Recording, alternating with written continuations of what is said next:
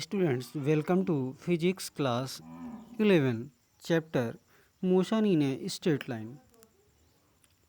Today's first topic is three-dimensional motion. The motion of an object is said to be three-dimensional when all the three coordinates specifying the position of the object change with time. Some definitions relating to motion. First is distance and displacement. The position of a moving object goes on changing with respect to time. The length covered by a body in a time interval is called a distance, while the difference between the final and the initial position of an object is called displacement.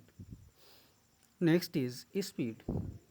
The distance traveled by an object in unit interval of time is called the speed of the object. Formula is speed is equal to distance upon time interval.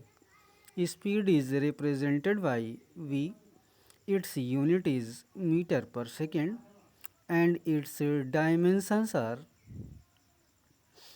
lt minus 1. Next is velocity. The displacement of an object or the distance traveled by an object in a particular direction in unit interval of time is called the velocity of the object. Velocity is equal to displacement upon time interval. The velocity is also represented by v, and its unit and dimensions are the same as those of speed. And study chapter motion in class 9th. Now in this class you study about the motion in a straight line.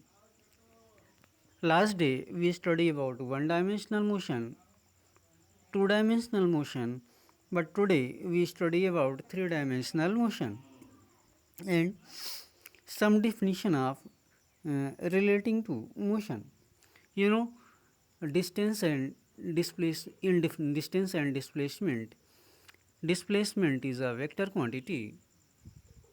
Displacement is a vector quantity, but distance is a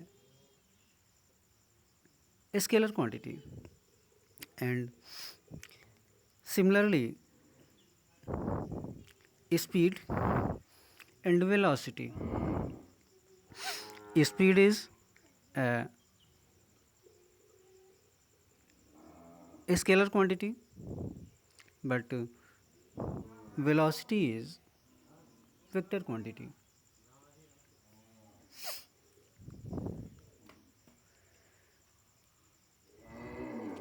three dimensional motion में आप देखते हो, इसके पहले आपने two dimensional motion और one dimensional motion पढ़ी आपने. अब इसके बाद में थ्री डायमेंशनल मोशन.